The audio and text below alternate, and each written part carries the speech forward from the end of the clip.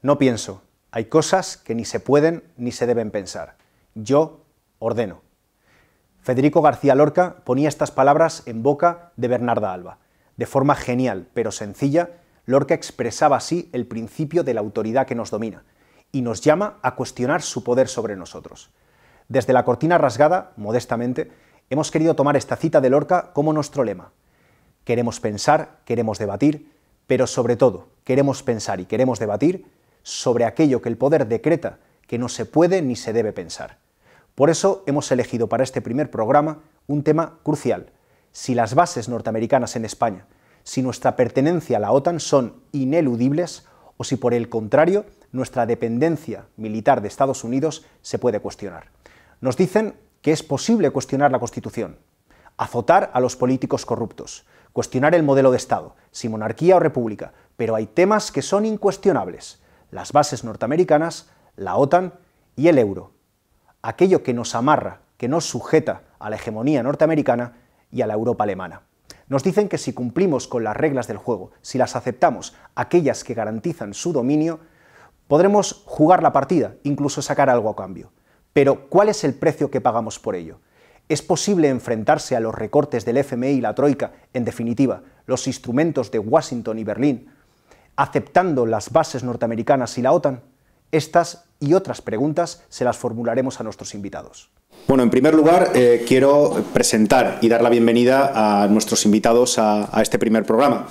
Ángel Lozano, director de la revista Chispas, del Grupo Editorial de Verdad. Buenas tardes y gracias a vosotros por la invitación. A continuación, Manuela Ruiz, miembro del Ejecutivo del Ateneo Cultural Madrid 21. Muchas gracias por invitarnos en nombre del Ateneo. Y en tercer lugar, Marcelo Armengot, miembro del Comité Ejecutivo en Madrid de Unificación Comunista de España.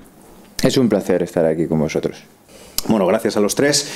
Hemos empezado el año con la decisión del Gobierno de aceptar el aumento de marines norteamericanos en Morón, hasta 3.000 efectivos, 6 veces más de lo que había antes y de forma permanente, lo que va a obligar a modificar los tratados. Casi nadie se ha escandalizado de que las tropas españolas vuelvan a Irak. 9 años después de las gigantescas movilizaciones que obligaron al regreso de las tropas, 300 soldados españoles, con los votos de PP y PSOE, vuelven a Irak para combatir al Estado Islámico bajo mando norteamericano. También nos hemos enterado de que 2 aviones de combate españoles en Estonia, bajo mando de la OTAN, es decir, de Estados Unidos, han interceptado a un avión ruso, lo que significa la participación directa de España en la guerra que se ha desatado en Ucrania. Y ha tenido que ocurrir una desgracia, 11 fallecidos, para que nos enteremos de que en Albacete, Los Llanos, existe una base norteamericana, una base de la OTAN, donde entrenan aviones de combate que después bombardearán otros países, siempre bajo mando militar norteamericano. Y esto no es noticia, no es escándalo, no ocupa tiempo no solo en las noticias, sino en los debates o en las tertulias. Sin embargo, conocemos casi todos los datos de los altos ejecutivos de Bankia que usaron las tarjetas Black. Conocemos incluso datos personales, el cómo lo gastaron, el dónde lo gastaron, bebidas alcohólicas, fiestas, incluso de personajes tan importantes como Rodrigo Rato, que está siendo sometido a un merecidísimo escarnio público. Pero no sabemos nada del precio que pagamos por la pertenencia a la OTAN o la presencia de las bases, es decir, por la dependencia militar de España respecto de Estados Unidos. Y aquí viene la primera pregunta que quiero lanzaros.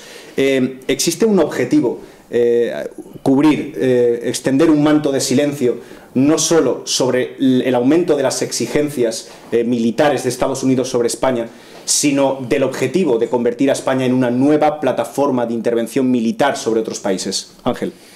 Sí, por supuesto que existe el objetivo de mantenerlo oculto, no solo en las cuestiones que has mencionado, sino cuestiones tan o más relevantes que esas permanecen completamente ocultas e ignoradas por la inmensa mayoría de la sociedad española. Pero yo, antes de entrar en eso, quería situar un poco esto que está ocurriendo en su contexto internacional. Vivimos en un mundo que está cambiando aceleradamente, asistimos a un declive que se acelera cada vez más de la superpotencia norteamericana. Solo un dato para nuestros espectadores: en 1985 el peso de la economía norteamericana en el Producto Bruto Mundial era de un tercio, es decir, un 33%, un 33,3 exactamente. Estados Unidos disfrutaba de un tercio de la riqueza, de toda la riqueza que se producía en el mundo. 15 años después, en el año 2000, esa participación, ese peso de la economía norteamericana en la riqueza mundial había descendido al 29,7%, pero es que desde el año 2000 hasta nuestros días, esa caída, esa pérdida de peso se ha acelerado enormemente, y en la actualidad la economía norteamericana apenas si representa, sigue siendo la mayor del mundo, pero ya representa solamente poco más de un 20% de la riqueza mundial. Es decir, han perdido prácticamente 11 puntos de participación en la riqueza mundial que se produce cada año en 35 años, en 30 años estamos hablando. Y claro, cada punto que se pierde en la participación en la riqueza mundial, estamos hablando de aproximadamente 700.000 millones de dólares. Toda esa riqueza está siendo, digamos, le está siendo arrebatada, está siendo conquistada por las potencias emergentes, China, Brasil, Rusia, la India, y por multitud de países en vías de desarrollo que han tomado en los últimos años de forma especialmente intensa un camino de desarrollo propio, de creación de nueva riqueza y de apropiación de esa riqueza. Esa es una parte de la ecuación, el declive de Estados Unidos y su pérdida de peso en el mundo. La otra parte de la ecuación es que para sostener su hegemonía mundial, Estados Unidos necesita cada vez más recursos para sostener ese aparato, el inmenso aparato militar que le exige mantener esa hegemonía. Y ahí lo que se produce es una contradicción que es cada vez más insalvable. Una contradicción que, a medida que se va haciendo más insalvable, hace también que las respuestas norteamericanas se vuelvan más agresivas. Se vuelvan más agresivas, provocando guerras, intervenciones, conflictos y desgarro en todo el planeta, a todo lo largo y ancho del planeta. Y al mismo tiempo obliga también a los países que están bajo su órbita, a los estados vasallos y tributarios de Estados Unidos, a participar de una forma creciente en las aventuras militares que el imperio necesita desplegar para intentar controlar un dominio mundial que se les escapa de entre los dedos. Pues este es el panorama. Manuela. Sí, yo creo que sí, que hay un aumento de las exigencias de Estados Unidos hacia España en participar en sus aventuras militares y, bueno, que intentan convertirnos en una plataforma para sus guerras, pero también es importante lo que decías del manto de silencio, que es totalmente necesario. Un manto de silencio, y no solo eso, sino una maniobra de despiste para que no nos demos cuenta de que están haciendo todo esto. Lo explicaba muy bien Hitchcock, que decía que para hacer una buena película de suspense había que presentar un buen MacGuffin, una trama que, digamos, que no es necesaria para contar la verdadera historia de la película, pero se nos presenta para que la verdadera historia nos pille de susto y por sorpresa. Pues esto es lo que ocurre, ¿no? Que toda la trama de corrupción que nos están presentando dosificadamente para mantener la atención realmente es una manera de tapar lo que están haciendo, porque mientras tanto PSOE y PP pues han aprobado enviar 300 soldados a Irak o aumentar por 6, como tú decías, la presencia en Morón, ¿no?, de los marines norteamericanos.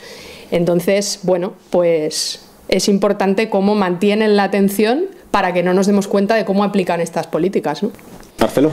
España es un país que históricamente, decías, se rebeló inicialmente y hizo falta un referéndum para entrar en la OTAN. La guerra de Irak fue muy sonada, la participación y también la respuesta popular. No queríamos entrar a esa guerra. Y progresivamente, por un lado por esas razones y también por la importancia geoestratégica de España y por las razones que estaba comentando Ángel, de cómo Estados Unidos se ve obligado a utilizar cada vez más a sus peones militares para sus aventuras militares por el mundo, pues desde el momento en que Zapatero retiró las tropas de Irak pero las mantuvo en Afganistán y progresivamente cada vez sabemos menos, cada vez nos sorprende más cuando hay una noticia y siempre son desgraciadas. También se ha dicho estos días el soldado español que ha muerto en un fuego cruzado en Israel, pero no teníamos conciencia de que hubiera tropas españolas en este sentido. Entonces, efectivamente, estamos asistiendo a un proceso desde hace años donde cada vez se oculta más de la opinión pública la participación española y el uso del ejército español, precisamente porque seguramente cada vez se está utilizando de una manera mucho más intensa y mucho más peligrosa para nuestro país. Bueno, yo quería añadir un par de cuestiones que me parecen relevantes para entender también, para seguir situando en el contexto de lo que estamos hablando y para ver incluso el grado de ocultación del que estamos hablando. Lo primero es que no hay que olvidar que ahora mismo estamos asistiendo a una contraofensiva norteamericana, una contraofensiva muy fuerte por parte de Estados Unidos, que ha desatado lo que podríamos calificar auténticamente como una guerra, cuyo medio principal es el precio del petróleo, la caída del precio del petróleo, y cuyo objetivo es romper el frente de oposición a su hegemonía, el frente antihegemonista mundial, por algunos de sus eslabones más débiles. Países como potencias o países como Rusia, como Irán, como Venezuela, que son países altamente dependientes de las exportaciones de petróleos y que la caída sostenida del precio del petróleo puede significarles graves consecuencias en su frente interno, en su política interna, en su situación política interna y, por lo tanto, digamos, sería un medio de intentar desactivar la línea de oposición y de resistencia. Estamos hablando, claro, de Rusia, por lo tanto, un enemigo, un rival a nivel global, pero estamos hablando también de Irán, un rival en Oriente Medio, en una zona tan delicada estratégicamente como Oriente Medio, o estamos hablando de Venezuela, que en estos años se ha convertido en la cabeza del frente de oposición en América Latina. Estados Unidos ha desatado esta contraofensiva, está empeñando todas sus fuerzas en ellas. El objetivo último no son tanto ni siquiera Rusia, Irán o Venezuela, sino sabemos que el objetivo último es la contención de China. Eso sí quería, ya que saques el tema, quería preguntártelo precisamente, porque sí que hemos estado escuchando en diferentes medios, incluso medios alternativos y en algunos debates, que efectivamente esto es una estrategia de Estados Unidos dirigida contra Irán, Venezuela y Rusia, pero tú estás hablando de que realmente es una estrategia a escala planetaria cuyo objetivo principal es la contención de China. Sí, claro. Bueno, esta gente, pero vamos, como hace cualquier imperio, no actúa dando respuestas en lo inmediato. Ellos tienen un diseño y una estrategia, otra cosa, y una planificación, y otra cosa es luego cómo les salen las cosas a 20, a 30, a 50 años. Detrás de todos estos movimientos lo que se encuentra es el objetivo de contener, como sea, al precio que sea, el ascenso de China, que es un fenómeno nuevo en la historia del mundo, y en la historia en particular, en la historia del capitalismo, un fenómeno completamente nuevo, pero que significa realmente es el gran rival de la hegemonía norteamericana, el país que en su desarrollo, digamos, puede darle el finiquito definitivo a la hegemonía norteamericana. Entonces, para romper o golpear los eslabones más débiles del frente antihegemonista mundial en torno al precio del petróleo significa debilitar y socavar la posición internacional de China, porque al mismo tiempo todos estos países son hoy en día algunos de los principales aliados de China en la situación internacional. Lo que ocurre también es que Estados Unidos, y esto es una vieja política que de hecho ya intentó implantarla Hillary Clinton en el primer mandato de Obama cuando fue secretaria de Estado, el objetivo de Estados Unidos es ir trasladando progresivamente toda su fuerza hacia la región de Asia-Pacífica. Ahí es donde primero tienen que establecer la primera línea de frente de contención de China. En estos 8 años no lo han podido hacer, les han ido surgiendo y hayan participado activamente Venezuela, Irán o Rusia, les han ido saliendo continuamente fuegos que se veían obligados a apagar y a acudir a apagarlos, y eso les ha impedido concentrar fuerzas en la región de Asia-Pacífico y por lo tanto en la contención de China. Esto es una contraofensiva, reviste una agresividad enorme, va a desatar una serie de conflictos, no solamente con respecto a estos países, sino en otros muchos países del mundo, que son también altamente dependientes de las exportaciones petroleras, y obliga a los países sometidos a la dependencia militar norteamericana a tensar las fuerzas. En definitiva, de lo que estamos hablando es que en este marco es en el que tenemos que entender cuál es el aumento de las exigencias militares y, por lo tanto, de alineamiento y de dependencia militar de España respecto a Estados Unidos. Sí, y con respecto a eso hay una cuestión muy interesante que es absolutamente desconocida. Sí, brevemente, Ángel, que yo conozca, es que es importante y creo que nos mete de lleno en... creo que yo no conozco que lo haya publicado ningún medio de comunicación oficial. Recientemente, en la primavera de 2014, una división especializada del Pentágono ha presentado un programa que se llama Estrategia de Rutas Globales. Es el diseño para las próximas décadas del Pentágono. Dentro de esa estrategia se consideran las bases españolas de Rota y de Morón como puntos cualitativos. De hecho, se propone que la base naval de Rota, que ahora mismo dentro de la clasificación del Pentágono ocupa el nivel 2, pasa a estar situada en el nivel 1, es decir, que formaría parte de las 3 bases claves de militares de Estados Unidos fuera del territorio norteamericano, junto con la de Ramstein en Alemania, que es la sede del cuartel general de las Fuerzas Aéreas Norteamericanas en Europa, y junto a la base, y junto a Hawái, que es Pearl Harbor en Hawái, que es la base de la flota del Pacífico. Pues bien, lo que quieren es que Rota pase del nivel 2 al nivel 1 a formar parte de la tríada de las 3 bases más importantes del Pentágono fuera de Estados Unidos. Y al mismo tiempo, para Rota, y eso lo estamos viendo ya, el papel lo consideran de un alto valor estratégico, precisamente porque son conscientes de sus movimientos, los conflictos que va a provocar no solo en el norte de África, sino también en el Sahel y en el África subsahariana. Y entonces el objetivo es convertir Morón en la punta de lanza de la intervención militar norteamericana en toda esa región, el Magreb, el Sahel y el África subsahariana. Pues empezamos fuerte con este frente al mismo tiempo que ha abierto en el tema Ángel.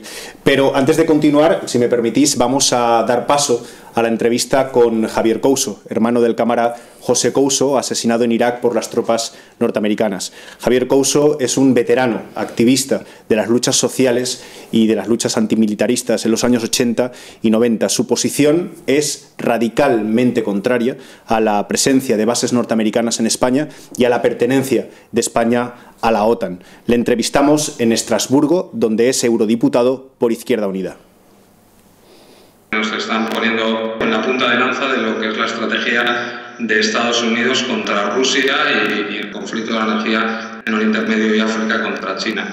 Y en el nuevo presupuesto estratégico que ha diseñado Estados Unidos, su mayor enemigo es China, tiene que realizar una contención en el eje Asia-Pacífico, por lo tanto reorienta todos sus esfuerzos militares hacia ese eje Asia-Pacífico y lo que cede tácticamente pues es a la OTAN el control de lo que antes era la zona de confrontación con el bloque socialista. No ha caído en la Unión Soviética, pues y con este repliegue hacia el eje Asia-Pacífico, pues la prioridad en Europa es controlar a Rusia y nos ha tocado a nosotros un papel preponderante en ello. En primer lugar tenemos la situación de Rota, que pasa a ser yo creo que la segunda base en importancia estratégica de Estados Unidos en todo el mundo, porque por un lado mira a Rusia, pero también ayuda en la proyección de la fuerza sobre Oriente Medio y todo el Mediterráneo, y también la base de Morón, que tiene una de las pistas más largas desde la que pueden operar los aviones de más alto tonelaje y que aparte va a tener un cambio significativo al admitir 3.000 marines de las fuerzas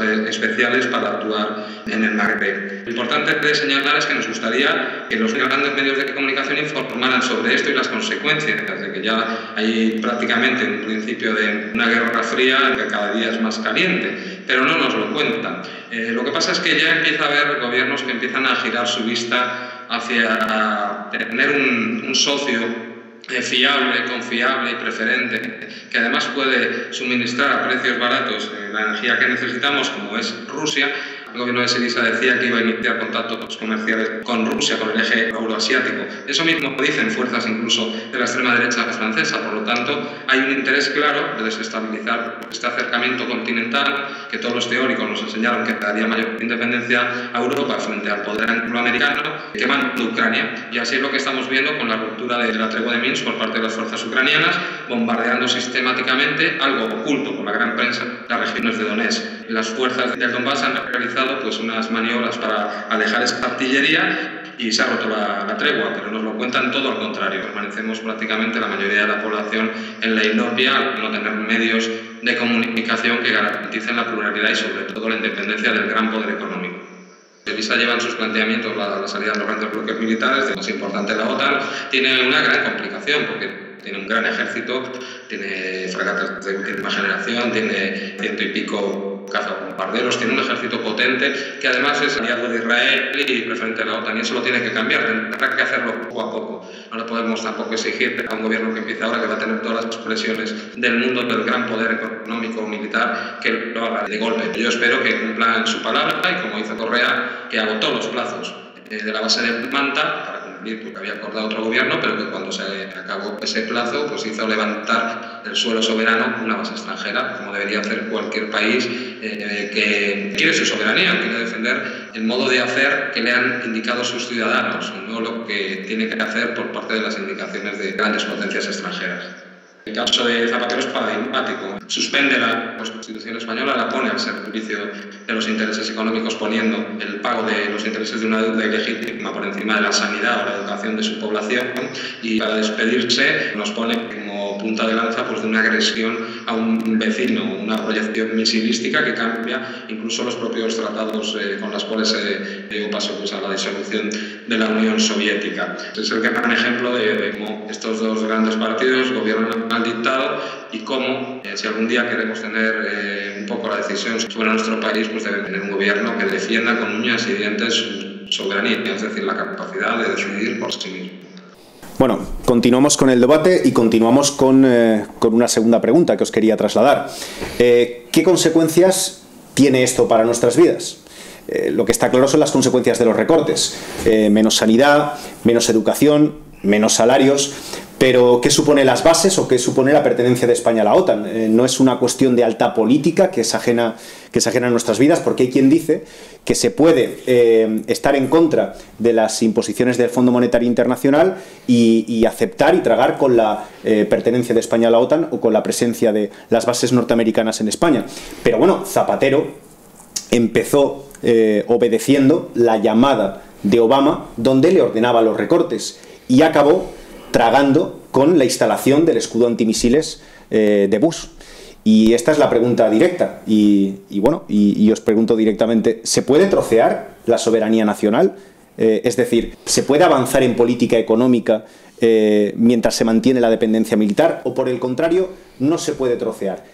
Bueno, no se puede trocear, y si estamos hablando de la soberanía nacional y estamos dividiéndolo en distintos capítulos, estamos hablando del uso de la intervención militar y política, y por un lado, y del saqueo económico al que nos están sometiendo, lo que sabemos es que, como ha venido nuestra historia reciente, nuestro país han venido acompañadas, hemos ido perdiendo progresivamente la soberanía nacional desde el momento, si rebobinamos hasta el año 53, en el que se instalan las bases norteamericanas. España luego entra en la OTAN y también entra en unos términos en el mercado común que le va suponiendo una pérdida de soberanía nacional militar, acompañada de su capacidad de decisión sobre sus propios recursos a nivel económico, de capacidad de decisión política. Recientemente al propio PP se le ha impuesto una decisión en materia terrorista desde Estrasburgo, y ya tampoco ni en ese capítulo podemos decidir, y cada vez se pierde más soberanía nacional y se pierde en todos los capítulos progresivamente. Eso es lo que ha venido ocurriendo. Manuela. Sí, yo también creo que la pertenencia a la OTAN, la presencia de las bases, desde luego que afecta a nuestras vidas, y no se puede trocear la soberanía nacional en soberanía política por un lado, soberanía económica por otro. Yo creo que son dos caras de la misma cosa, que cuando aceptamos una rebaja en la soberanía política o militar, después viene aceptar los recortes que nos impone el Fondo Monetario Internacional. Hay quien dice que no, que son dos cosas distintas, que se pueden separar. Pues hemos oído hace poco eso de que hay que aprender de Zapatero, que ha sido un referente en la política internacional porque representaba otra manera de hacer política en Europa frente a la alternativa de Estados Unidos. aunque llevaba una mala política económica, parecida a la del gobierno del PP, ¿no? Entonces se le aplaudía la política exterior y se le criticaba la política económica. Sí. Entonces, pues realmente esto no es así, no es posible defender una política progresista en la política exterior y una política económica de derechas. Yo creo que lo único que hay que aprender de todo esto de Zapatero es que, como tú decías, tardó pocas horas desde que Obama le llamó para que impusiera los recortes. Que le llamó a altas horas de la madrugada. Sí, no sé si fue a las 4 o cuando. Pues tardó pocas horas en decir que aplicaba el primer paquete de recortes, y es más, es significativo que su mandato acabó con la instalación del escudo antimisiles. O sea, que desde luego muy separado una cosa de la otra no ha estado con Zapatero.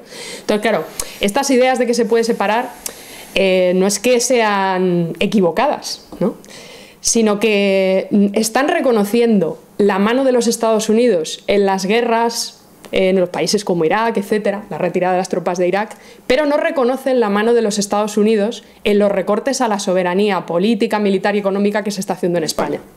Cuando hablamos de recortes, ahí la casta. Pero claro, no ha sido la casta ningún político corrupto el que le ha mandado a Zapatero a aplicar los recortes, ha sido Obama. Entonces, claro, en definitiva, yo creo que la clave es entender que los que mandan los recortes y los que mandan que España se aumente su participación en las guerras de Estados Unidos son los mismos. Entonces, es la misma mano, y por eso no se puede separar, una cosa lleva a la otra. Ángel. Sí, bueno, yo siguiendo cogiendo lo que está diciendo Manuela, y por poner algunos ejemplos prácticos, si cogemos todos los países sudamericanos que en los últimos años han empezado a librarse de las históricas imposiciones de Washington, todos, sin excepción, han empezado dando, en primer lugar, un puñetazo encima de la mesa que significaba un acto de reafirmación de la soberanía nacional. Recuerdo Correa, Rafael Correa en Ecuador, lo primero que hizo, sentar a los acreedores y decir: señores, o ustedes negocian la deuda y aceptan el cobro solo del 30%, o la declaramos ilegítima porque hemos hecho una auditoría previa y no cobran ustedes nada. Segunda medida, anunciar el desmantelamiento de la base norteamericana en Manta, que durante décadas había sido el centro de espionaje aéreo de Estados Unidos en toda la región andina. Pero si nos vamos a Brasil, pues prácticamente ocurre lo mismo. ¿Cuál es la primera medida que tomó Lula? Negociar previamente un acuerdo, un préstamo en condiciones ventajosas con China y con Rusia para devolver de golpe todo el dinero que Brasil le debía al Fondo Monetario Internacional, y decir públicamente en la televisión a todos los brasileños que había dado la orden de que no se volviera a dejar entrar en ninguna oficina del gobierno a ningún representante del Fondo Monetario Internacional. Si nos vamos a Bolivia, antes en la mesa comentaba Marcelo, yo no lo recordaba, pero efectivamente es así, como Evo Morales, cuando tomó la decisión de nacionalizar los yacimientos de hidrocarburos en Bolivia, lo hizo lógicamente no sin tener resistencia de las grandes multinacionales, que es lo que hizo Evo Morales, presentarse con el ejército a expropiar y nacionalizar los yacimientos petrolíferos. Es decir, en cada uno de esos sitios lo que estamos viendo, y lo estamos viendo ahora también en Grecia con Syriza, las primeras medidas que ha tomado Tsipras son medidas de afirmación de la soberanía nacional griega. En la alianza con un partido de la derecha patriótica y democrática, y darle además el ministerio de Defensa, no cualquier ministerio. No apoyar en la reunión del ministro de Asuntos Exteriores de la Unión Europea las nuevas sanciones contra Rusia. Es decir, una serie de actos de afirmación de la soberanía nacional, porque es que sin soberanía nacional, si tú no conquistas, si tú no defiendes tu soberanía nacional, estás incapacitado para hacer cualquier transformación que vaya en contra de los principales recortadores y saqueadores del país, que son los mismos que te secuestran la soberanía nacional, es decir, la capacidad de decidir por ti mismo y de acuerdo con tus propios intereses. Efectivamente, si cogemos ese criterio y por lo tanto la defensa de la soberanía nacional como una reivindicación que vemos que se repite en diferentes partes del mundo y en diferentes regiones, con diferentes gobiernos, incluso gobiernos muy diferentes entre sí en cuanto a su orientación política, ideológica, composición social, tradición, etc. Lo que sí que se repite constantemente es: sin soberanía nacional no es posible desarrollar ningún otro proyecto de progreso o de libertad, desde luego ningún otro proyecto que se salga de los márgenes que marca el Fondo Monetario Internacional. Si esto es así, la pregunta que os lanzo es ¿por qué, rápidamente, tendríamos que pasar a la siguiente pregunta, pero sí que os pregunto, ¿por qué desaparece esto, está fuera del debate habitualmente en España? Bueno, yo creo que la respuesta está clara. Acabamos de iniciar un año que va a traer profundas transformaciones políticas. Un intenso año con un ciclo electoral densísimo, 4 elecciones a lo largo del año y además en increscendo, que va a traer profundas transformaciones. Sin embargo, ¿quién va a poder participar de ese nuevo juego político que se está diseñando? Bueno, pues las reglas del juego están claras. Podrán, en este nuevo modelo político que empieza a dibujarse, podrán cuestionarse muchas cosas. Se podrá cambiar la Constitución, si no tiene la fuerza suficiente para hacerlo. Cambiará desde luego el modelo político, cambiará desde luego el sistema de partido. Nuevas fuerzas políticas podrán acceder a un puesto destacado dentro de ese nuevo sistema de partidos. Se podrá muy seguramente enjuiciar a muchos miembros de la antigua élite política corruptos hasta el tuétano. Se podrá incluso, en último extremo, poner en cuestión la forma de Estado, si monarquía o república. Pero hay dos cosas que son intocables, y por eso este debate no aparece nunca en los medios de comunicación. Esas dos cuestiones que son intocables son la pertenencia de España en la OTAN y la permanencia de las bases americanas en nuestro suelo, y la permanencia de España en la Europa alemana del euro. Esas son dos cuestiones ineludibles, son dos líneas trazadas. Quien las acepte podrá participar del nuevo juego político que se está diseñando y podrá aspirar, ya digo, incluso a obtener un puesto destacado en ese nuevo sistema de partidos, en ese nuevo modelo político, y ya veremos incluso si en ese nuevo régimen. Pero siempre y cuando acepte que hay dos cuestiones, dos pilares sagrados que son intocables, que son los dos elementos que aseguran de forma estructural que Estados Unidos y Alemania seguirán siendo los que tendrán la sartén por el mango en España, pese a todas las transformaciones más o menos accesorias que puedan hacerse en el modelo y en el régimen político, e incluso en las medidas económicas. OTAN y bases y el euro. Por lo que está diciendo Ángel, es evidente que la OTAN y que las bases norteamericanas han estado permanentemente en el centro del debate político. Estábamos hablando, habéis comentado el tema del referéndum de la OTAN. Efectivamente, somos el único país que hemos sometido una decisión o un proyecto, un punto clave de un proyecto de la superpotencia norteamericana, lo hemos sometido a referéndum, el referéndum de la OTAN. Pero está la Primera Guerra del Golfo, está la Segunda Guerra del Golfo. En España hay una larga tradición de lucha contra la dependencia militar de España respecto a Estados Unidos. Pero claro, ahora, como está planteando Ángel, esto se plantea como ineludible, y en todo caso podemos suavizarlo, pero es ineludible. Entonces, la pregunta, continuando por donde estaba contestando ahora Ángel, Manuela, ¿tenemos que aceptar que esto es así y la única opción que nos queda es mejorar las condiciones, pero sin cuestionarlo, o lo podemos cuestionar? Claro que lo podemos cuestionar, tanto la OTAN como las bases. Se puede cuestionar. El problema es lo que decía Ángel, que han fijado que se puede cuestionar todo menos esto. Ahora lo que dicen es, en cuanto a lo de negociar, que planteas, ¿no? Que como mucho se puede decir, bueno, pues vamos a reforzar la seguridad europea para no llevar una política tan dependiente del Pentágono. Esto es lo que nos vienen a plantear, que parece muy nuevo, pero de nuevo no tiene nada, porque de hecho hace 30 años es lo que planteó Felipe González para meternos en la OTAN y mantener las bases. Lo planteó además de la misma manera. Dijo, hay que reforzar la seguridad europea, no podemos quedarnos aislados de la defensa occidental, Y la única manera de frenar una excesiva dependencia de Estados Unidos es intentar reforzar la seguridad europea. Pero claro, el problema es que 30 años después, esa seguridad europea no se le ha visto aparecer. Lo que ha pasado es todo lo contrario. Lo que ha pasado es que 30 años después se ha aumentado el grado de participación en las guerras de Estados Unidos y de dependencia de su estructura militar, ¿no? Eso es lo que ha ocurrido. Marcelo.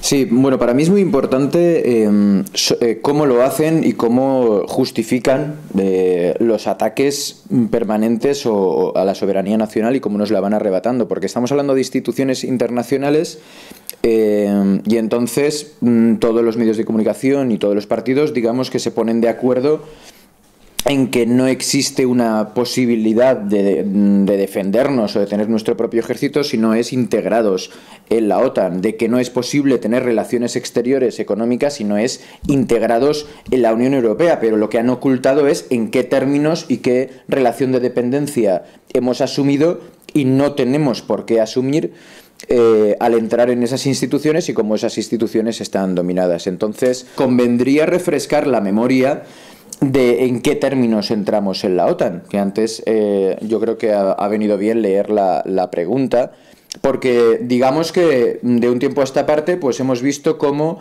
se renuevan los partidos, ¿no? Se renuevan las caras, se renuevan las instituciones, aparece el debate de la monarquía. Entonces, bueno, yo creo que hubo un referéndum hace ya 30 años, en torno a 30 años, sobre cómo entrábamos en la OTAN, y desde entonces no ha habido un debate. ¿Quieres decir, la misma pregunta, si se hubiera cumplido incluso los términos de la pregunta, estaríamos en otra situación? Claro, ¿cuál es la posición ahora mismo y cuál es la sensibilidad y la visión que tiene la sociedad española con respecto a este problema? Porque lo que ha pasado desde que se hizo ese referéndum es que ha habido varias guerras donde, en una en particular, que fue la más sonada, la gente se resistió y se manifestó públicamente expresando su rechazo a participar de eso. Entonces yo la voy a leer, la pregunta al referéndum, porque bueno, mucha gente además no la conoce, mucha gente hoy en día. Decía: el gobierno considera conveniente para los intereses nacionales que España permanezca en la Alianza Atlántica y acuerda que dicha permanencia se establezca en los siguientes términos. Primero, la participación de España en la Alianza Atlántica no incluirá su incorporación a la estructura militar integrada.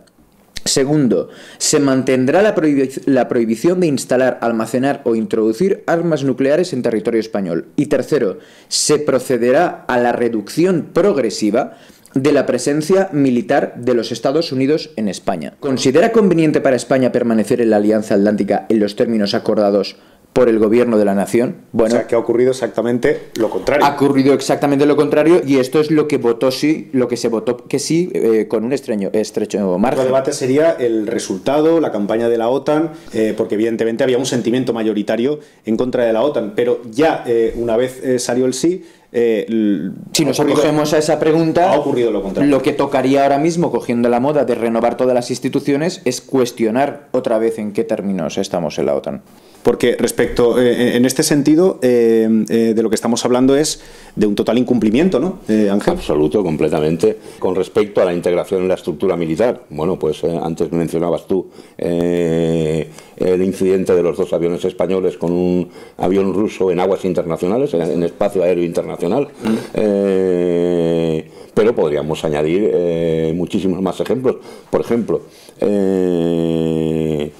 recientemente, no lo hemos mencionado, pero se ha desplazado prácticamente de forma simultánea a la aprobación del envío de 300 soldados españoles a Irak. Se aprobaba también la instalación de una batería de misiles Patriot, misiles antimisiles tierra-aire, en la frontera turco-siria, como parte del despliegue de la OTAN que está haciendo la OTAN en la frontera turco-siria. Y es un contingente español de una batería de misiles Patriot del ejército español en la frontera turco-siria. Pues que además no solamente está el envío de los 300 soldados a Irak, que además el ministro Margallo ya ha dicho que en unas declaraciones que no es descartable y que depende de cómo se desarrollen los acontecimientos, que esas tropas españolas tengan que participar en combate. De momento están solo instruyendo al ejército iraquí, pero Margallo no ha descartado que según cómo se desarrollan los acontecimientos tengan que participar en los combates sobre el terreno. Pues que además hay 6 militares de alta graduación española que participan en el centro de mando del Pentágono, creo que está instalado en Florida, en la Florida, en la península de la Florida, que está dirigiendo las acciones militares norteamericanas en Irak-Siria.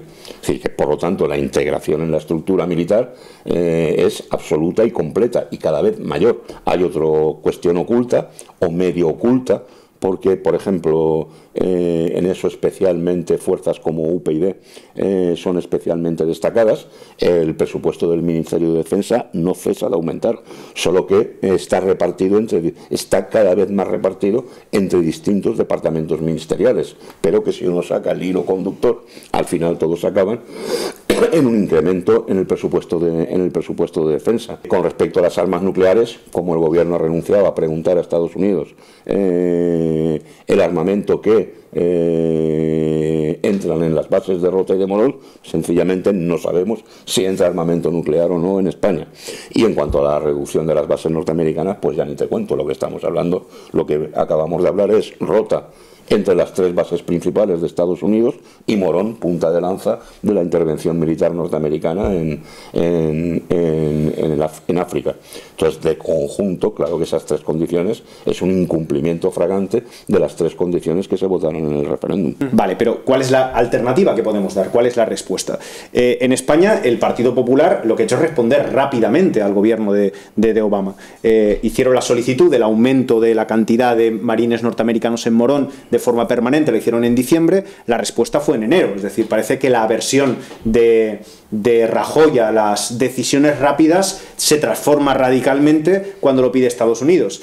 Pero bueno, es que el PSOE no es diferente. Hemos sabido, antes de que el gobierno lo hiciera público, que la embajada norteamericana se dirige al Partido Socialista para pedirle un pacto de Estado sobre este tema con el PP. No podemos estar casi seguros de que este tema se ha tratado en la visita de Pedro Sánchez a Estados Unidos, ¿no?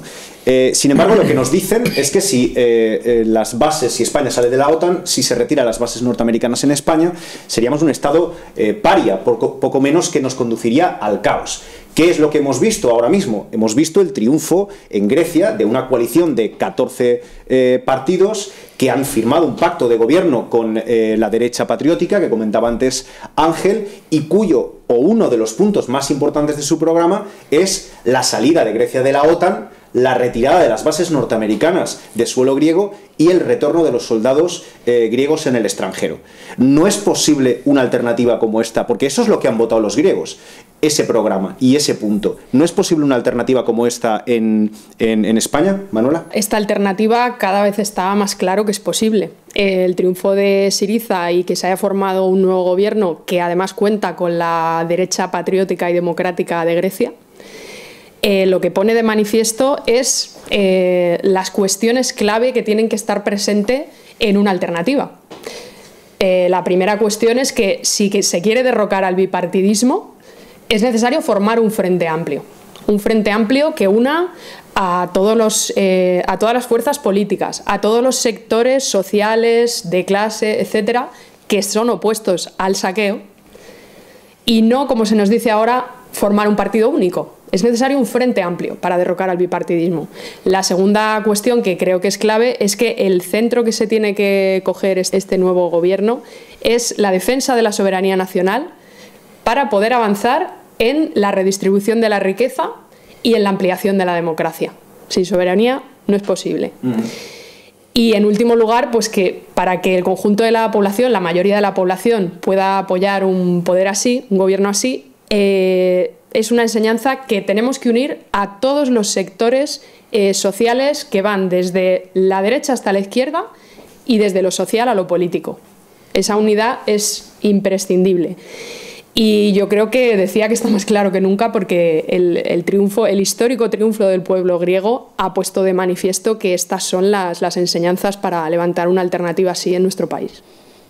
Ángel. Sí que estaría de acuerdo con ella, porque creo que cuando habla de derrocar el bipartidismo es necesario un frente amplio, porque claro, está hablando del bipartidismo, de un bipartidismo que durante los últimos 32 años ha sido una herramienta en manos de la oligarquía española y de Washington y de Berlín para imponer sus intereses al 90% del pueblo.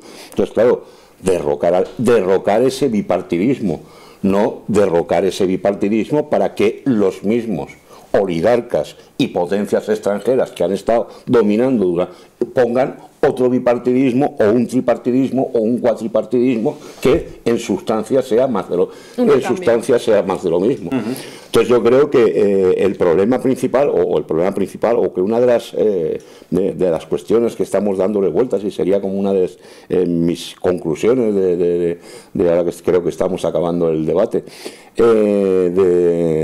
sobre esta cuestión, es que el problema de la soberanía es como estar embarazado. No se puede estar un poquito embarazada, se está o no se está. Pues con la soberanía nacional pasa lo mismo. O se defiende o no se defiende, o se conquista o no se conquista, o se avanza en ella o se retrocede. No puede haber medias tintas en este terreno. O defendemos la soberanía nacional, avanzamos en la conquista de la independencia nacional de nuestro país para poder defender los intereses de nuestro pueblo y nuestros intereses como país en el mundo, o por el contrario, digamos, esta gente nos secuestran cada vez más la capacidad de decidir por nosotros mismos y de acuerdo con nuestros intereses. Y creo que ese es el problema clave que le estamos dando vueltas a lo largo de todo el debate. Hemos arrancado por el problema de la soberanía y de la independencia o de la dependencia en el terreno militar, pero es que exactamente lo mismo ocurre en el terreno político y exactamente ocurre en el terreno económico y social. O se defiende la soberanía o se avanza en la soberanía, y eso es lo que hace posible transformaciones en todos esos terrenos, o por el contrario, si no se avanza, se retrocede y somos cada vez más dependientes. Y claro, en el terreno militar hemos hablado de las consecuencias, de algunas consecuencias, pero tenemos que ser conscientes de que cuando hablamos en el terreno militar estamos hablando de poner a nuestro país y a nuestro pueblo en el blanco de la diana. Eso es de lo que en última instancia estamos hablando, de poner a nuestro pueblo como carne de cañón y a nuestro país como diana de posibles conflictos abiertos por Estados Unidos. Sí, claro, abiertos por Estados Unidos, y que no quiero ser agorero, pero no me extrañaría que en este año electoral que estamos, digamos, el norte de África y en particular Libia sufriera unas convulsiones de tal tipo, digamos, que nos pusieran firmes el Pentágono y nos obligaran a participar en primera línea de combate. No es en absoluto descabellado ni descartable que eso ocurra. Claro, estamos hablando de esas consecuencias. Bueno, sí que nos quedan unos minutos para poder hacer una ronda final. Sí, sobre esto que está diciendo, vamos a una ronda final de conclusiones. Sobre esto que está diciendo ahora mismo Ángel, estamos poniendo de ejemplo a Grecia, pero claro, efectivamente España tiene un Producto Interior Bruto mucho mayor y representa a nivel económico dentro de Europa, pues creo que estamos en el cuarto puesto, o así, vamos, es una economía mucho más fuerte, y también su importancia geoestratégica y el uso de las bases militares aquí en España, por la zona estratégica en la que estamos, etcétera, también es clave. Y yo creo que eso es muy importante a la hora de tomar conciencia que la batalla política en la que estamos ahora mismo no es cualquier cosa, no es algo que se pueda resolver en 4 días, sino que requiere efectivamente prepararnos como sociedad y estructurarnos políticamente para tener la suficiente fuerza, porque el envite que supone ahora mismo a España defender sus intereses, tanto económicos como políticos y militares, porque ya hemos dicho que van indisolubles, pues representa si lo de Grecia ha sido pues una bomba en el corazón de Europa, podríamos decir que el hecho de que en España se levantara una alternativa que verdaderamente defendiera la independencia nacional y la soberanía nacional como una herramienta para poder aplicar nuestras propias transformaciones, pues esa batalla aquí en España representaría una auténtica bomba nuclear en el corazón de la OTAN y de la Unión Europea, ¿no es así? Bueno, yo, aprovechando la pregunta con la que acabas tu intervención, lo quiero retomar ya, porque no vamos a disponer de más tiempo, con las conclusiones finales, porque hemos hecho un recorrido durante todo el debate sobre el silencio y el manto de silencio, decíamos al principio, que hay sobre la dependencia militar de España respecto a Estados Unidos, las consecuencias que tiene para la vida de todos, o que puede tener para la vida de todos, la dependencia militar, la pertenencia de España a la OTAN y la presencia de las bases norteamericanas. Hemos abordado cómo sin soberanía nacional no es posible ningún otro proyecto de progreso, y cómo eso lo podemos ver en diferentes aspectos, y hemos estado viendo algunos rasgos de cuál es el actual proyecto de la superpotencia norteamericana de acuerdo a la situación que hay en el mundo y cómo eso afecta a España. Yo sí que os pediría una breve conclusión en torno a precisamente el punto por el que estábamos acabando, en torno a la alternativa. Es decir, construir un proyecto de progreso para España que implique mejora de las condiciones de vida de los españoles y de todo aquel que vive en España, que signifique un desarrollo no solo de las condiciones de vida, sino de las libertades y de la democracia, y que además permita que España pueda convertirse a nivel mundial en un referente de paz, de defensa de la paz y de la neutralidad. Todo eso reside, en primer lugar, no solo, pero sí en primer lugar, en una clave, que es la defensa de la soberanía nacional, y en este caso de romper los lazos de dependencia de Estados Unidos y, por lo tanto, de la estructura militar de Estados Unidos. Estamos en ese punto. Os pediría conclusiones respecto a esto. Claro, ahí nos metes en una cuestión que exigiría como mínimo una tertulia más o un espacio. Esa era mi intención. Un espacio de debate más, pero sí, completamente. Porque el problema es, hemos abordado aquí hoy el problema de la dependencia militar. Claro, la importancia que tiene la dependencia militar se cae de su propio peso. Pero es que podíamos hacer un recorrido por la dependencia en todos los terrenos. La dependencia científica, la dependencia tecnológica, la dependencia cultural, la dependencia económica, la dependencia, etcétera, etcétera, etcétera. Es decir, forman un todo, es una misma amalgama. Entonces, tú no puedes construir otro país, no puedes proponer otro destino, otro futuro para este país sin romper todos esos lazos de dependencia. Entonces, yo creo que esa es la conclusión principal. Hay que romper esos lazos de dependencia. Digamos, que lleva muchos años.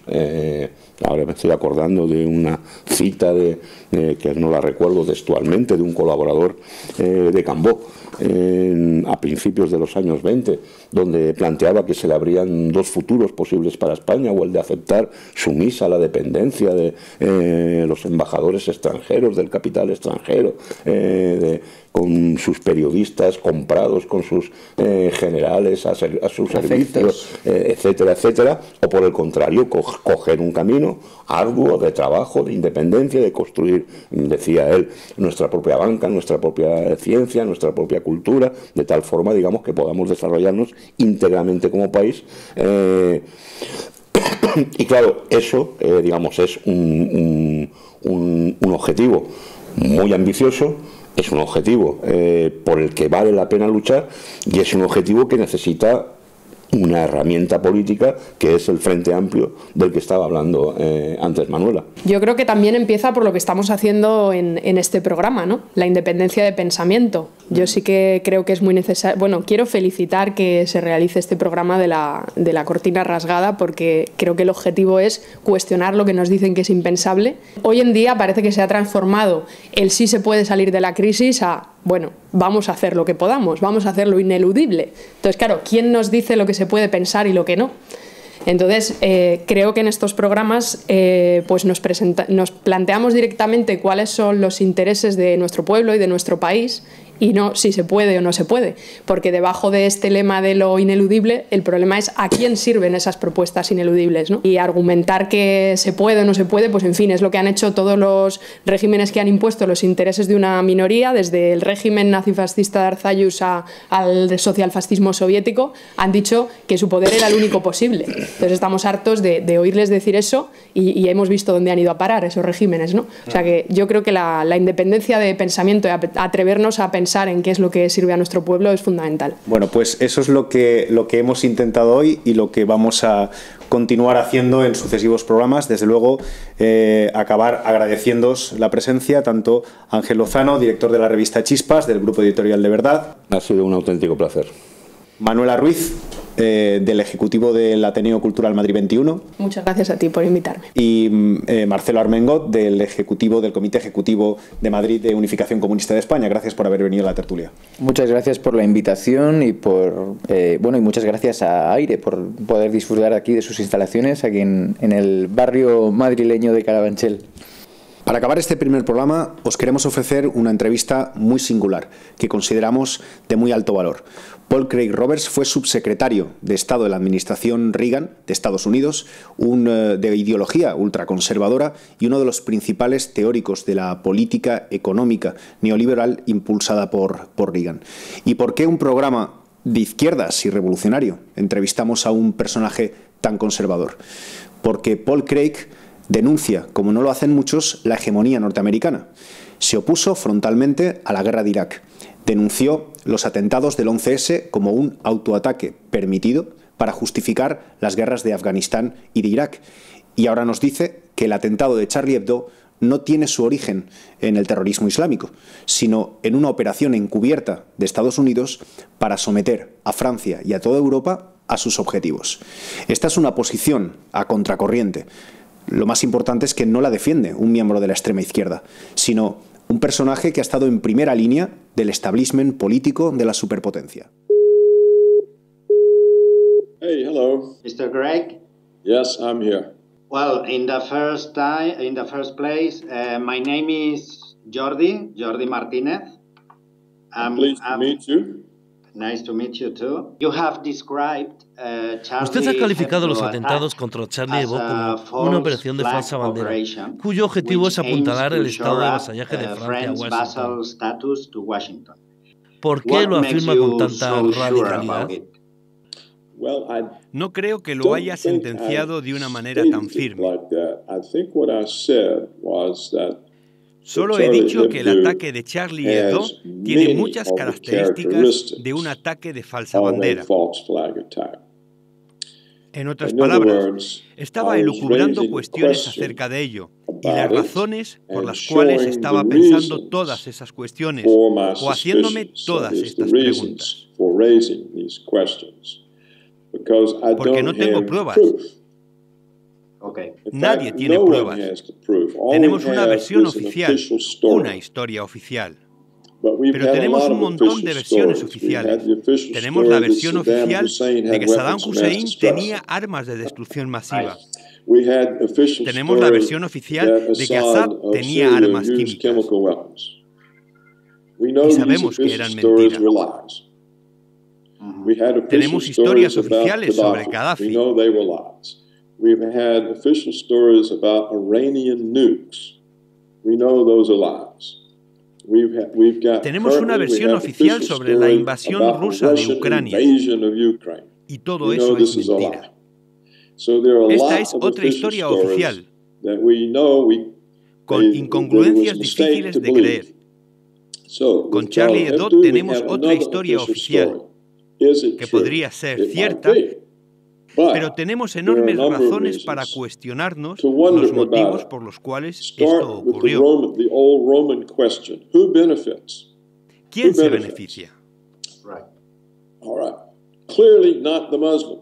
Claramente, de ninguna manera, la población musulmana de Europa, que se tiene que enfrentar a serios problemas a partir de ahora, además de convertirse en sospechosa.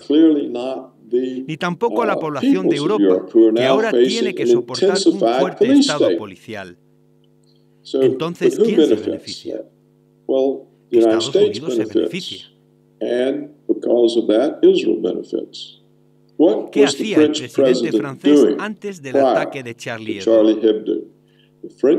El presidente francés decía que las sanciones contra Rusia debían terminar. Y esto es contrario a la política de Estados Unidos. A América no le gusta. Bueno, no digamos América, digamos que a Washington no le gusta cuando uno de sus estados vasallos adopta una política independiente. ¿Qué pasaba en Francia? El gobierno francés se reunía con los palestinos en contra de la posición de Israel y de Washington. Otra opción independiente que claramente molesta a Washington. Desde el ataque de Charlie Hebdo, ya no oímos nada de que las sanciones a Rusia deben terminar. Ni tampoco del alineamiento francés con los palestinos. De hecho, el presidente francés está diciendo ahora justo lo contrario. Entonces, tanto si el ataque a Charlie Hebdo fue un ataque terrorista real o un atentado de falsa bandera, lo cierto es que ha traído a Francia bajo la bandera de Estados Unidos y junto con los franceses a todo el resto de Europa. Esta es una manera de mirarlo y otra manera de enfocarlo. Es la historia de que dos hermanos fueran asesinos profesionales. Esta historia tiene todos los visos de ser una historia ya preparada.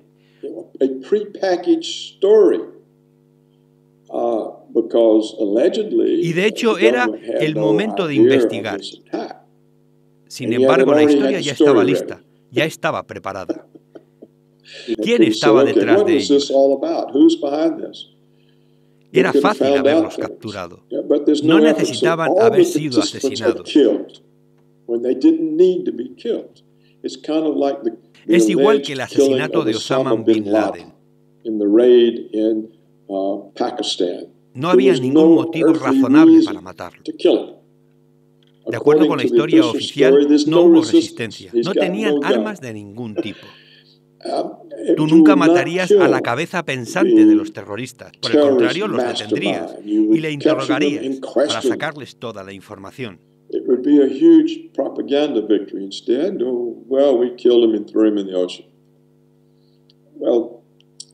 Eso es realmente poco creíble. Esto es realmente sospechoso. Tres terroristas asesinados y no haber sido capturados para un posterior interrogatorio. Esto es increíble.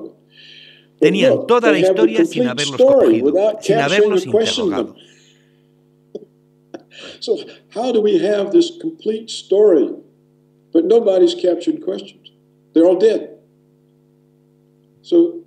Así que hay un montón de razones para sospechar.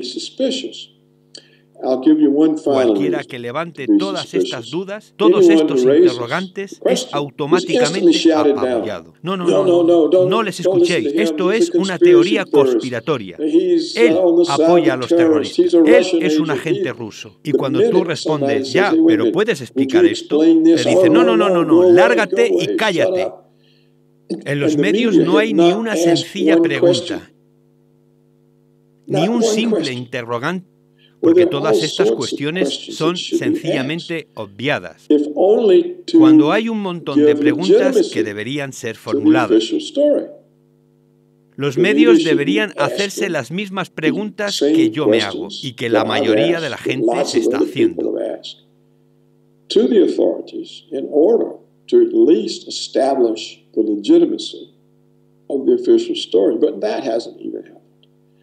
Así que esta es mi respuesta. Hay muchos motivos para no creerse lo que parece una explicación prefabricada, una explicación preparada antes de tiempo. Usted no solo se detiene en el atentado contra Charlie Hebdo, se remonta a la red Gladio y a numerosas operaciones encubiertas donde Estados Unidos ha utilizado el terrorismo como un arma de intervención al servicio de sus intereses. Podemos decir que el terrorismo no tiene nada que ver con la lucha desesperada de los pueblos y que por el contrario la historia nos demuestra que ha sido un arma de los Estados Unidos.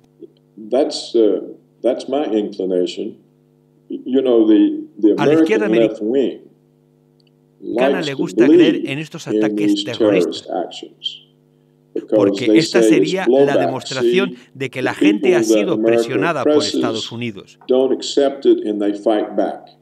Y esto hace a la izquierda americana feliz, porque la izquierda estadounidense tiene un sentido de justicia. The United States is able to oppress so many peoples for so long. Que la izquierda americana siempre acepta este tipo de argumentos falsos, porque se sienten emocionalmente satisfechos por el hecho de que la gente presionada, la gente herida y atacada devuelve el golpe. La izquierda americana siempre se complace con esta historia oficial. Por otro lado, la derecha americana también se lo cree, porque ellos son demonios. Y también están dispuestos a creerse la historia de que el terrorismo está causado por esta gente. Así que los dos están dispuestos a creérselos. La izquierda por una cuestión emocional y la derecha porque ellos se creen los buenos y los otros son los terroristas, los malos de la película.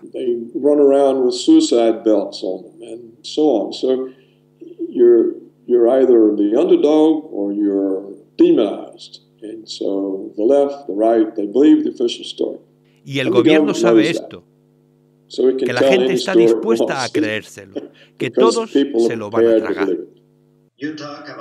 Usted habla del vasallaje de Francia respecto a Washington. En Europa suelen denunciarse la actuación de Merkel en otros países de la Unión Europea, pero casi siempre se olvida la intervención norteamericana, incluso sobre las principales potencias continentales. ¿En qué consiste este vasallaje de Francia? La sumisión francesa a los Estados Unidos es como la de cualquier otro país de Europa. To the United States. There's no such thing as a sovereign country in Europe. No hay ningún país soberano en Europa. Estados Unidos ha jugado este papel durante décadas en todo el mundo. Y en particular, Estados Unidos ha jugado este papel de protector de Europa sobre la Unión Soviética, en especial durante la Guerra Fría, frente al rearme de la Unión Soviética. So the Soviet threat was used to establish frente a su amenaza, y esto ha hecho consolidar la posición de Estados Unidos en Europa. Si los europeos no producían su propio ejército o sus propias armas, tenían que ser defendidos por los Estados Unidos. Así que si tú garantizabas la seguridad, tú eres también el regulador. Sabemos mucho de protección, por ejemplo, en el antiguo Imperio Romano. O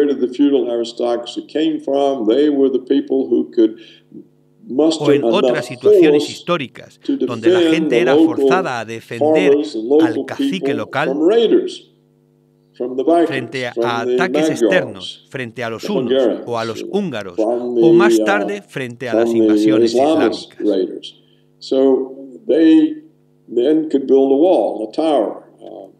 Así que en aquellos tiempos antiguos, el que tenía capacidad de organizar un ejército y montar una defensa se convertía automáticamente en el amo. Y los campesinos que trabajaban para alimentar dicho ejército se convertía automáticamente en siervos. Esto es lo que hacen los Estados Unidos ahora. La protección de los Estados Unidos implica sencillamente que los países europeos no tienen una política independiente. Y también que tienen que adaptar su política económica en aras de las necesidades y exigencias de Estados Unidos. Así que Estados Unidos es una fuerza dirigente de la Unión Europea, que está detrás de los países europeos. Y de esta manera se hace fácil el control americano.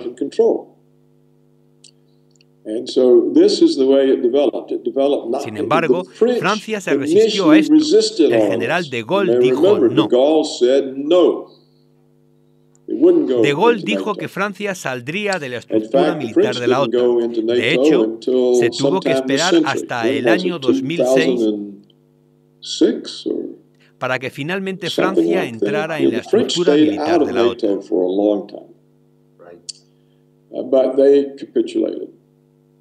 Así que todos los países, todo el mundo es ahora mismo un vasallo.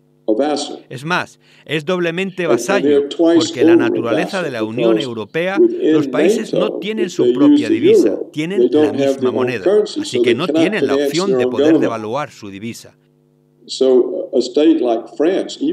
Incluso Alemania es absolutamente dependiente del capital financiero, de los bancos. No hay ningún país realmente soberano. Así que yo concluiría que los países europeos han perdido su soberanía dos veces. Por un lado, han perdido su independencia económica al adoptar la misma divisa, el euro.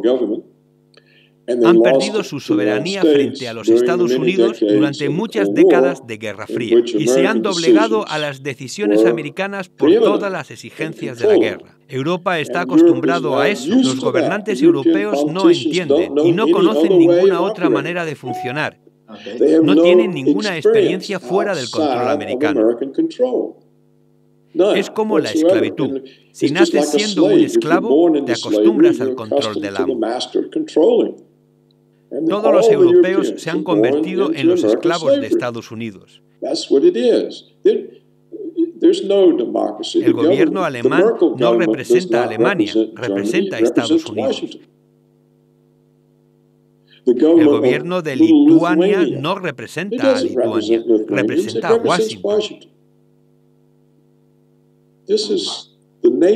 Incluso Inglaterra, el gobierno del Reino Unido no representa a Gran Bretaña, representa a Washington.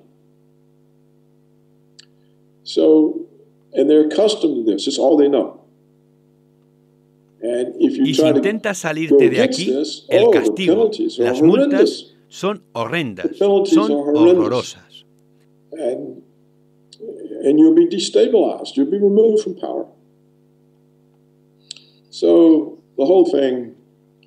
Así que el problema es el imperio.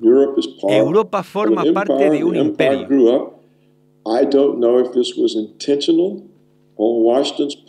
Yo no sé si este imperio es intocable, pero en todo caso es la situación histórica actual, la que nos toca en estos momentos. ¿Quién se beneficia de todo esto? Por un lado, los conservadores que plantean que ellos son el ejército más poderoso del mundo, que ellos son una gente excepcional, que son, digamos, la raza superior, como lo planteaban antes los nazis. Si nosotros tenemos el poder y nadie nos puede hacer sombra, nosotros somos superiores. Y este es el mismo tipo de pensamiento, el hombre superior a los nazis. Y esto es lo que plantean los neoconservadores. El otro beneficiado es el complejo militar industrial norteamericano y todo el presupuesto militar que manejan. Para pagarlo, Estados Unidos impone impuestos al resto del mundo. Incluso en las conversaciones privadas mantenidas por Merkel, ellos lograban todo. Ellos son los grandes beneficiados de esta política estadounidense. Si los bancos estadounidenses pierden dinero, ellos se dedican a recolectarlos del resto del mundo. Se puede decir que están recaudando el impuesto de guerra. El tercer beneficiado son las instituciones financieras, los bancos de Estados Unidos. Esto es el imperialismo americano financiero. Usted ha puesto el dedo en la llaga sobre las incongruencias y mentiras de la versión oficial sobre los atentados del 11S. ¿Qué es lo que nos ocultan? Yo no he sido el que las ha puesto de manifiesto. Solo he informado de todos los hallazgos, de lo que se ha denunciado. ¿Quiénes son? 2.300 arquitectos de rascacielos e ingenieros estructurales.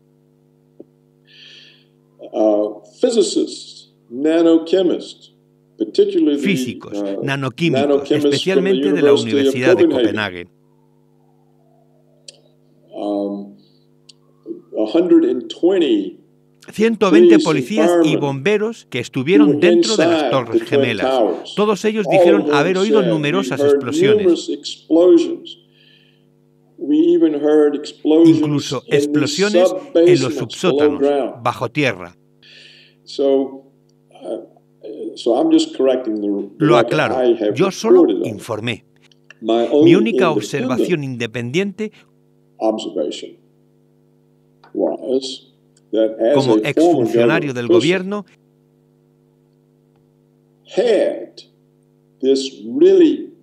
es que este gran ataque terrorista burló las 16 agencias de inteligencia del gobierno, todas las de la OTAN, las del Mossad israelí, además del Consejo Nacional de Seguridad, el Pentágono y la seguridad de los aeropuertos 4 veces en una hora, en la misma mañana. Este es el fallo de inteligencia más masivo de la historia de la humanidad por parte de una superpotencia. ¿Puede un puñado de saudíes sin ningún servicio de inteligencia detrás hacer una proeza como esta? Habría habido un alboroto. El presidente de los Estados Unidos, el Congreso, los medios habrían preguntado ¿cómo ocurrió un fallo masivo como este? Es una humillación total de los Estados Unidos. Un atajo de saudíes armados con un cúter ¿pueden hacer que Estados Unidos quede como un idiota?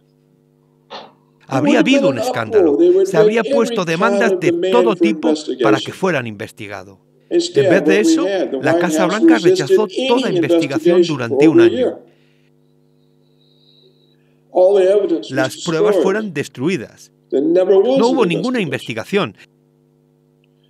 El comité estaba compuesto por 11 políticos, no expertos. No examinaron nada, simplemente oyeron la versión del gobierno y la pusieron por escrito.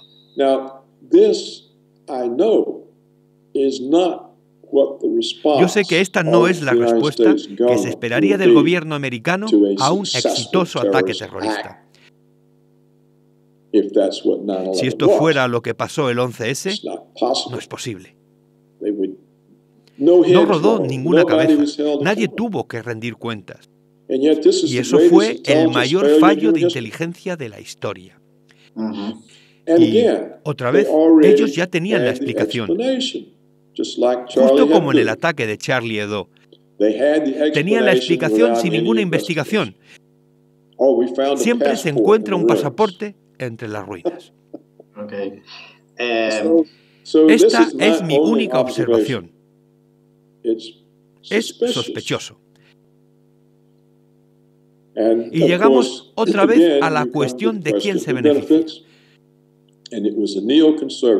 Son los neoconservadores quienes expusieron sus planes para el siglo XXI, para derrocar los gobiernos de todos los países de Oriente Medio. Todos son mencionados. Y dijeron, lo que necesitamos para lanzar esto es un nuevo Pearl Harbor. Eso es lo que el propio documento dice. Lo puedes leer online. Creo que el documento se llama Proyecto para un Nuevo Siglo o algo parecido. Y ahí está el nuevo Pearl Harbor. Apareció misteriosamente exactamente cuando lo necesitaban. La administración Bush estaba totalmente dominada por los neoconservadores, todos los sistemas en el Pentágono, el Departamento de Defensa. El propio vicepresidente era quien gobernaba el país, no Bush. Well, this is it. It's been a pleasure and really interesting. Yes, you're right, and I very much appreciate your interest, and I'm pleased to cooperate with you. Okay, thank you very much. Yes. Goodbye.